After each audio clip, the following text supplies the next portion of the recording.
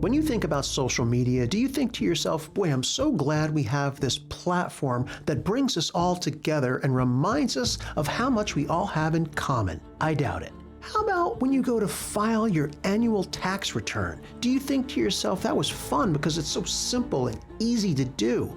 Again, I doubt it. What about when you think about the next election cycle? Do you look forward to the next round of negative attack ads? Well, if these things bother you, you are not alone. They even bother a former US presidential candidate, and he's written down some notes, some ideas on the problems that are facing this country, and he's put them all into a book called Forward: Notes on the Future of Our Democracy. I challenged him on several ideas in this book that I didn't agree with, and I have to say, he impressed me. He gave thoughtful, no-nonsense answers, many of which anyone from any side of the political aisle could get behind. I would encourage you to listen to some of his ideas today in Global Macro Update, where we interview Andrew Yang. Thanks for joining me.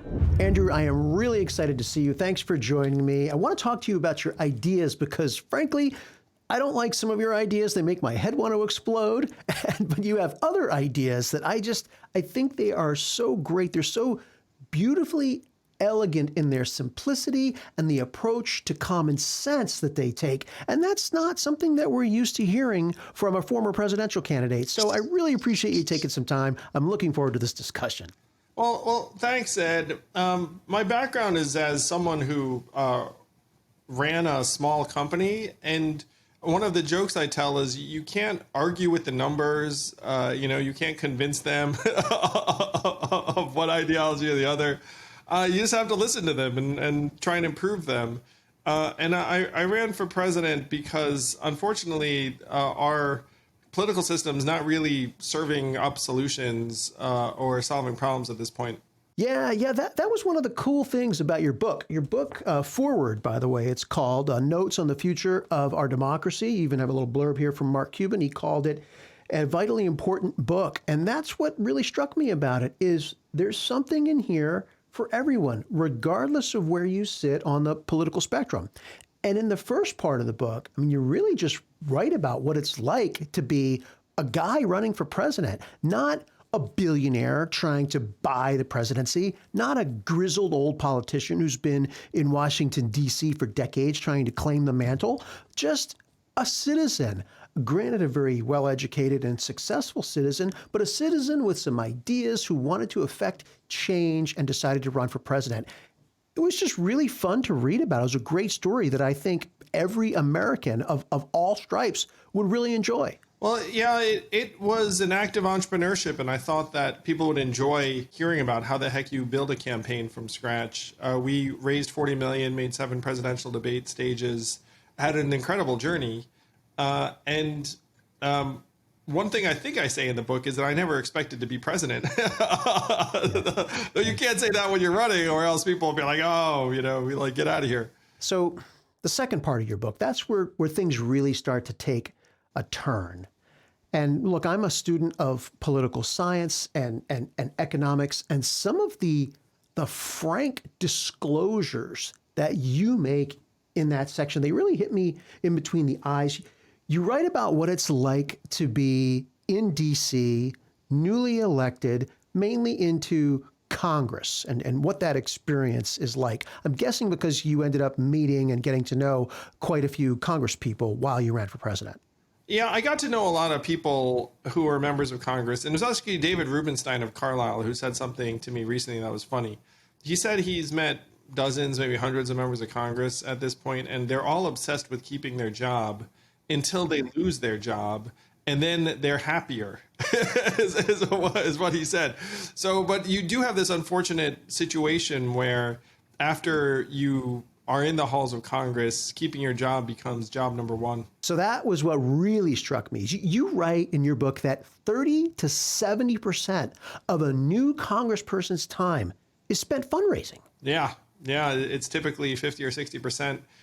They have their own dedicated cubicles in Party HQ where they just go in there and get on that phone and dial for dollars. There was a joke a while ago about how the political parties are now financial operations with a political party attached. and when you see it, it seems miserable. You're like, why the heck would anyone agree to this? But after you arrive, it becomes the way you gain stature and compete, really. So the other thing that was brought out in your book is that day one, when you get into Washington, you sit down in your chair, and it's congratulations, there's an election in a year. You need to start fundraising right now, and don't participate with anyone on the other side of the aisle. Yeah, if people understood just how divided Congress were, they'd probably be shocked. Where you have very little interaction with folks in the other party. And if you're in the minority party, you have zero say or even visibility into what legislation is coming down the pike. And so when it gets brought to a vote, you literally haven't seen it. Sometimes they give you, hours to review it before you're supposed to vote on it. So of course you're going to vote no. That's every expectation. But the weirdest thing is, even if you're in the majority party, half the time it's news to you. Someone said to me that if you're a member of Congress and you don't have a gavel in your hand, which is you don't lead one of the committees, you might as well be a piece of furniture. Wow. And so what's happening is that you have immense power invested in the leadership of each party, and then the rank and file is instructed generally just to fall in line. Wow. And the last point that you made that really struck me was just the incumbent reelection rate. Like out of 40 years, I think the worst that an incumbent did was an 85% election rate. Yeah, and the historical mean is 94%, which I joke is higher than the win rate for the Jordan-era Chicago Bulls for people of our generation. Meanwhile, the approval rating for U.S. Congress is about 22%, 25%. So for all the business people watching this, which is probably most of you, imagine a business where 3 out of 4 customers were upset, and then you changed nothing because you had a 94% incumbent reelection rate. So that's why the American political system feels so bizarre and dysfunctional. And it's largely because 90% of these congressional districts are drawn to be uncompetitive. You know they're going to be blue or red. So the last part of your book, Andrew, you get into some problems that we all know we have in this country and some solutions. I'm hoping we could maybe go through a few of those and talk about the strengths and weaknesses of each. Sure. Well, the big problem that most of us feel is that polarization is getting worse and worse, and almost half of Democrats regard Republicans as corrupt and a threat to the country, and the same percentage of Republicans feel that way about Democrats. By the way, that's higher than it's been. This is not an historical normal situation where you have the country genuinely being split in two in dramatic ways. And it's getting worse because of social media. So that, to me, is the chief problem that you'd want to address, is that if you can reduce the polarization, then maybe you'd wind up with some compromise, some reasonable policy, and the rest of it. But right now, the political incentives reward you for being a bomb thrower and placating and pleasing the 10 to 12% most extreme and rabid hyper-partisans who control the primaries. So the main way you could fix this is by replacing the party primaries with nonpartisan primaries where anyone can vote for anyone, and then deciding via something like instant runoff voting in a general election among multiple candidates. But that is something that's being tried right now, and it's having remarkably positive effects already, even after I wrote the book, though the book's very recent. It's quite new, but it is all happening in real time. Where now 3 states have adopted essentially nonpartisan primaries and gotten rid of the party primary system. I would have to think that the party leadership is adamantly opposed to that. Well, you'd be right, Ed. Yeah. And this is one reason why it drives me crazy. Because you show up and say, hey, guys, polarization is a problem. People are like, oh, yeah, it's a problem. And then you say, hey, party primaries are the problem, and we should get rid of them. And then if you're a member of either party, you're like, no. Because the party primary system is very predictable. You have it locked up. You know who's going to show up. You know what the interests are. And so in Nevada, when this was on the ballot in November during the midterms, both the Republicans and Democrats came out against it. And by the way, it won anyway, because the average Nevadan's like, I'd like to be able to vote for whomever I want. Yeah. And so that's the situation we're in, where you have these terrible dynamics that are being propped up by both parties.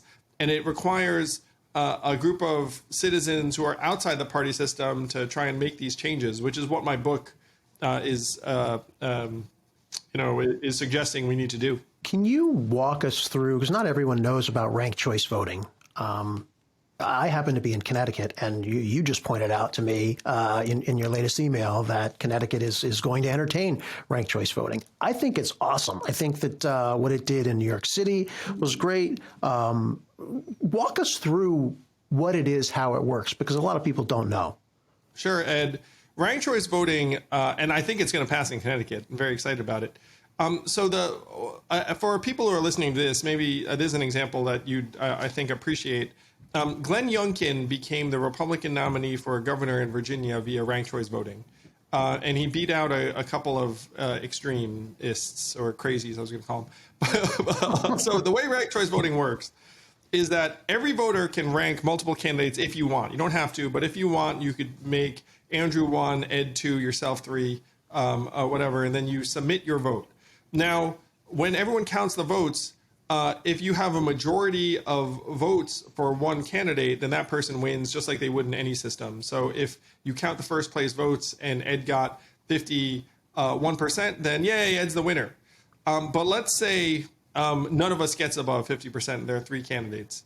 Let's say the weakest candidate is this third person. We'll call her Heather. So let's say Heather is the weakest candidate. What do is they look at Heather's voters and say, okay, Heather loses because none of us are above 50%, but Heather's the weakest. So let's say who they put second, and then their votes get reallocated to their second choice. And you continue this process until one of us breaks 50.1%. So the advantages are that, one, you avoid runoffs, which, by the way, are incredibly costly. They spent $75 million on this Georgia runoff, and you could have avoided the entire thing. This is one reason why conservatives and Republicans like it, because it's like, why am I going to spend more money and time and energy on having another election when you could have just ranked your second or third choice and we could have figured it out. Right. So it avoids runoffs. It saves money. It discourages negative campaigning, because if I trash Ed, then we both look bad, and then Heather ends up rising, relatively speaking. It makes sure that the winner has majority appeal, because if you have 3 candidates, you could have a winner with 38% or something, and then people are like, wait a minute, like none of us really like that person. By the way, this is why Maine adopted ranked choice voting, because they had 3 governors in a row with less than 50%. Wow. And they were like, this is really stupid. Wow. We keep electing these folks with, like lowish numbers, so let's just change the system. It gets rid of the spoiler effect, because if I decide to run, you can vote for me number 1 and then your backup number 2, and there's no harm done. Which, by the way, is the primary way that the 2-party system enforces a lack of competition, is that if I decide to run, then they'll say, oh, you're going to spoil it for one party or the other. And if you have something like ranked choice voting, then no one spoils anything. You can vote however you want. And there's no more bullying someone, no more wasting your vote. It enables new perspectives to emerge. And even if you're in the minority party, people have to listen to you at least a little bit. Taking the spoiler, the fear of voting for the spoiler away, in my opinion, is by far and away the best benefit of ranked choice voting, and makes it a no-brainer in my book. Yeah, it's one reason why libertarians are for ranked choice voting, because people just be able to vote however they want. And there's no principled argument against it. It's unless you just really, really like partisan control. Right. And there is a group that happens to control the government that is in that camp. Yeah, and that's not, again, I mean, the people of Nevada, like both parties were against it, and average Nevadans were like, I'd prefer to be able to vote for whoever I want. Yeah. So does it have to happen across multiple states before it even gets entertained at the federal level? And this is just an opinion question, obviously. Well, virtually all of these elections are run at the state level. So you're looking at ballot initiatives, as were the case in Alaska and Nevada, or the state legislators decide to change it like they're going to do in Connecticut, God willing.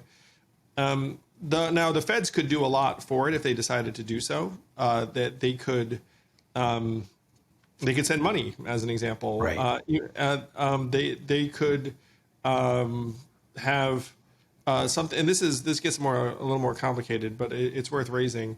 One of the reasons why we feel trapped in this two-party system is because there's a winner-take-all dynamic in each district. And so if you had bigger districts with multiple representatives, which, by the way, would make perfect sense given that our population has grown, whatever it is, 10x, while the members of Congress have stayed the same. So if you had like a larger number of representatives per district, then you could wind up with more genuine multi-party governance. So that's something the feds could do. There's actually a law right now or bill in Congress called the Fair Representation Act that suggests this. So let's move on to something else. And this is a topic that you and I don't agree on. I think we agree that the problem is real, but the solution, I think, was where we're going to have disagreement, and that's universal basic income. The idea of giving every American family, last I knew, it was give every American family $1,000 a month. So what's changed in my mind, and I really am interested in your thoughts on this. We're in a post-pandemic world, hopefully. We gave a lot of stimulus out, not just to individuals, to corporations, to be fair, but a lot of money was distributed. And now we're sitting in an environment where we have incredibly low unemployment rates. We also have very low labor participation rate, which is kind of a counter to that. And we have very high inflation.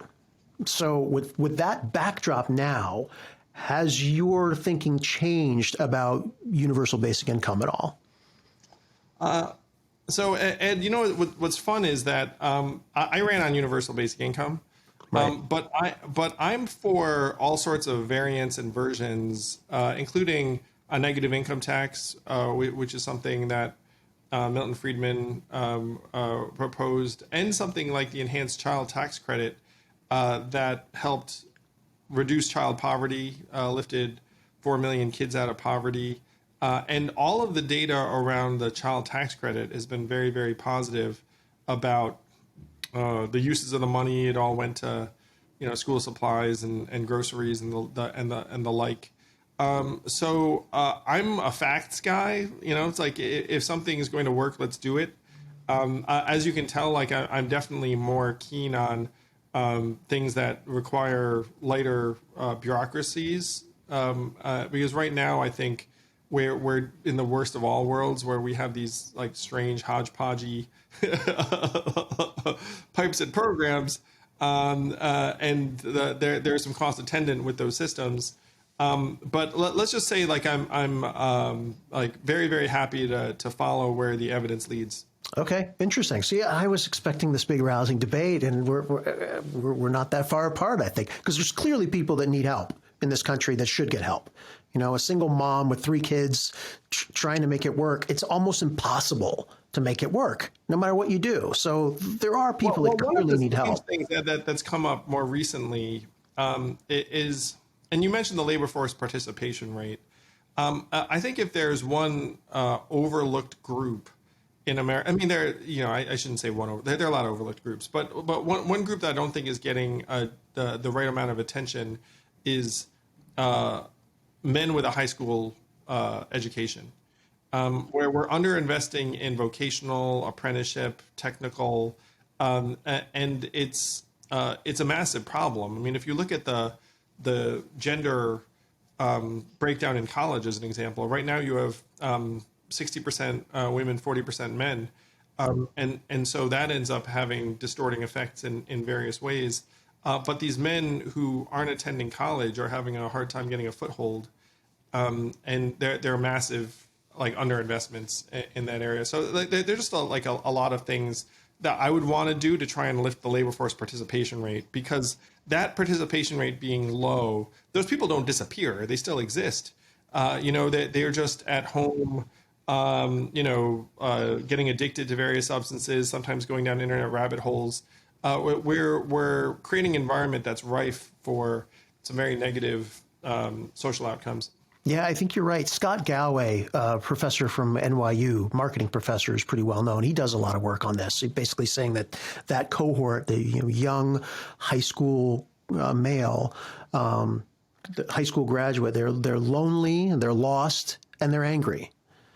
That's a bad combo. Scott's a friend. Scott and I see eye to eye on this. That to me is like the pressing concern, is that you have lots of people dropping out, and if you trace the dropouts, a lot of them are young, less educated men. One other thing you brought up in your book, and this is something that John Malden, who's the founder of the company I work for, he also has advocated for this, and this is a value-added tax, or a VAT. Common and popular in Europe and other parts of the world. I see pros and I see cons, and I'm just wondering if maybe we could kick around a little bit of it. But first, does it replace the income tax? Because I think the big fear in this country is, oh, great, we introduce another tax, and now it just gets added on to everything else that we pay. Well, I think it's a must that we head in this kind of direction, in part because AI and technology is going to do more and more work. And right now, our current labor-based tax system is going to miss the vast, vast majority of that. So I'm generally for trying to lighten up on time and labor. That you want to discourage certain things and encourage other things. And if there's one thing I would be encouraging, is any kind of work type arrangement or relationship. Yeah. I mean, Right. as you can tell, like my big concern is, like, folks not being connected. So if you're showing up to a place of employment, like we should be encouraging that in any way possible. Like I think that taxing that labor is kind of retrograde. And so I'd be for trying to shift towards something based upon cloud computing, as an example, which could be a proxy for AI over time. Value-added tax, those are measures that should be assuming more and more of the revenue load in an ideal economy. Do you feel like it's regressive? That's the criticism that I would hear from the left, is that it's a little bit regressive in that it taxes consumption, and so everyone pays it, as opposed to our income tax structure, which is roughly half of the working population pays. I mean, I try and take an example from other countries where there are, gosh, I think we might be one of the only major industrialized country that doesn't have a value-added tax, and a lot of these other countries have much more balanced economies and balanced societies where they're, it's not as out of whack as it is here in the States. So to the extent people think it's regressive, I would just point them to other countries and say, look, like, find me one where their inequality is as problematic as ours. Yeah, great point. So one of the things that you wrote about, and a lot of people asked me to ask you this, there's no cabinet level, there's no Secretary of Technology, if you will, in this country. And why is that? And why aren't you that person, by the way? Oh, well, thanks, Ed. I did suggest it to the Biden folks during the transition period. They didn't show any interest, which I thought was, frankly, just like a real missed opportunity. Yeah. So the reason why there isn't one is because there's no political incentive behind it. The fact is, Congress got rid of the Office of Technology Assessment a number of decades ago now as a cost savings measure, even though that's like the dumbest thing in the world. I think it costs something like $25 million. And so Right. as a way to, frankly, inform our legislators as to what's going on in technology. And so you see our government just falling further and further behind. And if there were a cabinet level Secretary of Technology, they wouldn't inherit some mega agency, which is typically the role a lot of these cabinet secretaries. I think that if you were to have this role, you'd probably want to cite it in Silicon Valley or someplace out of it. Because as soon as you get into that DC environment, you just end up talking to yourselves. Then occasionally you haul someone in and you get surrounded by lobbyists and the rest of it.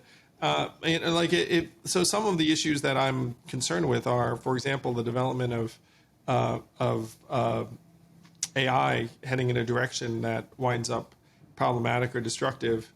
And if you're in an office in DC, it's not like you're going to see that stuff coming. You know what I mean? Right. There are various organizations, some of which I'm in touch with, that are actually open to some kind of public-private partnership. But the reason why it's not happening is actually goes back to the themes of the book and some of the stuff you talked about early on, which is that right now there is no real reward or priority around problem solving or good policy. It was a U.S. senator who said this to me, which I think is why I've started the Forward Party and why I'm doing what I'm doing, is an issue is worth more to us now unaddressed than addressed, is what she said. Because if it's unaddressed, I can get you mad, I can raise money, I can get votes. If I lean forward to address it, then I get attacked for working with the enemy. I'm ideologically impure. My job security goes down. So on issue after issue, you have our leaders saying like, what you're going to get mad, whatever I suggest on, immigration reform, then maybe I'll just like rail against the other side and like it'll just fester and get worse. That's actually right now the perverse incentives of our political system in action. It is. It's truly frustrating. As an American, as somebody who cares, it is really, really frustrating. So yeah, if there were a Secretary of Technology, I mean, like they would make some tough, decisions. I mean, they didn't have any regulatory authority, which is one of the problems. But let's take regulation of social media. No matter where you come down, someone's going to be mad at you.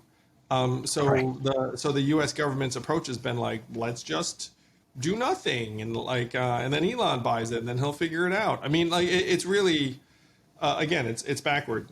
And foreign governments will influence our election. Yeah, exactly. And foreign governments will laugh at us while we yell at each other, or worse. I mean, while we tear each other apart over time. Right. Exactly. And that I think is one of the biggest.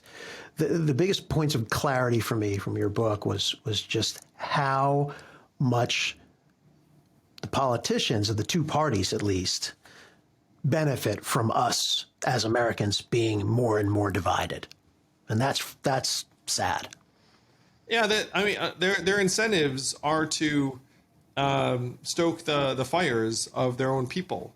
They might make some occasional address towards bipartisanship or conciliation, but then the next minute they just go back to their people and say, "All right, guys, let's play blue team versus red team." The darkest example of this, Ed, during the midterms was the Democrats spending millions of dollars elevating election deniers and extremists because they thought they'd be more beatable in the general, including against a guy named Peter Meyer, who I'm friends with, who voted to impeach Trump. And then he was running against an election denier, and the Democrats spent millions boosting the election denier because Meyer was going to be tougher to beat. So then when the Democrats turn around and say, like, we're defending democracy, it's like, wait, why did you just, like, Peter Meyer had to endure death threats after he voted to impeach Trump, and then you just shivved him and replaced him with an election denier just because it was good politics for you. So, the incentives of this system, do not end up lining up with the public's. Yeah. Yeah, it feels it feels corrupted, And as someone who's run organizations, and this is the main theme of the book, for people who run businesses, you're going to get what the system rewards. And the big thing that you have to realize is that this political system will reward polarization and ideology and will not reward problem solving and policy. Yeah, and we were chatting a little bit before we started rolling, and kind of, I think, both agree that now it's such an important time in our lives geopolitically. There's so much happening. There are so many external threats to the United States right now that now more than ever, Americans should be realizing we have more in common than not, and coming back together instead of being ripped apart. That's what's so frustrating. Yeah, and unfortunately, it's just going to get worse. I mean, if you look at the political incentives and then the media organizations separating us into ideological tribes when you know what team you're on, and then social media pouring gasoline on the whole thing, like, which of these is getting better? And so when you talk about this unity in the face of adversity, which I agree, we have significant problems, but instead we're getting scattered to the four winds. Yeah. I read the book cover to cover, like I said, and I still kind of have a question about the Forward Party. Is it really a third party? Is it more of an apolitical platform? Because you write in here that you can be a Democrat and join, you can be a Republican and join. You can still keep your party affiliation, but you can also be a part of the Forward Party. So what is the Forward Party and what are you trying to achieve with it? So the Forward Party is a positive, unifying political movement to try and fix our system's broken incentives. And we're just trying to be smart organizationally, where if I were to say, hey, you have to register for the Forward Party where you are in Connecticut, you would look up and say, wait a minute, the Forward Party is now recognized in Connecticut, which is accurate. And so, might we change that over time? Like, sure. But in the meantime, like, please do join, and you don't have to change your party registration.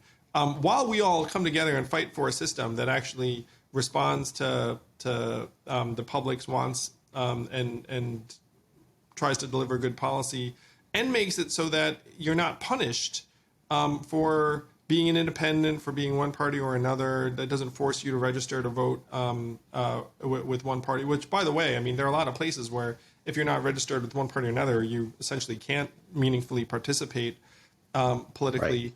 So we want to build this movement and then make it so that people can join whatever party they want. And one of the themes is that I'm not sure what the ideal number of political parties in the United States is, but it's not one. I'm going to suggest it's not two, because then it just leads to clash and clash. I will second that. I think like three would be like, maybe the third worst number. But the ideal number is probably, in my mind, something like 4, 5, or 6. Mm-hmm. And if you were to look at this Democratic Party, it should be two parties. You look at this Republican Party, it should be two parties. And then maybe you have one party in the middle, and then you're at 5. And that would be a more genuinely representative, responsive, dynamic system, which, by the way, is also more resistant to authoritarianism, because right now in a two-party system, if you have really bad leadership on either side, everyone just falls in line and then just yells at you if you're not on their team. It's a very vulnerable, badly designed system. So the goal should be to try and get us to some number greater than 2. and that's what the Forward Party is for trying to create that system. So last question, Andrew, and I have to ask, are you running for president again? Right now I'm just trying to do what I can to make it so this country is working for us, for our families. I am a relatively young person in politics, so I have a long time ahead, but I'm genuinely focused on building the Forward Party at the local and state level to try and change the primaries here and now. In 24, it could be Nevada, Georgia, Arizona, Missouri, Wisconsin. I mean, there are a lot of opportunities, and that's where my attention is. We're at a point now, Ed, and this is something that people really need to understand. We're at a point now where you think having a good person in office is, I agree, it's better than having a not good person in office. But at this point, it doesn't solve our problems. Like, our real problems are in the structures and the guts and the incentives.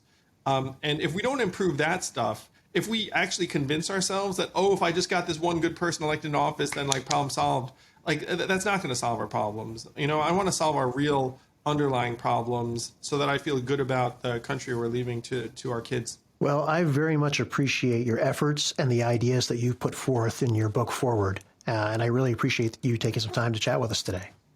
Thanks, Ed. Appreciate you as well. Happy holidays. Same to you. Thanks, Andrew.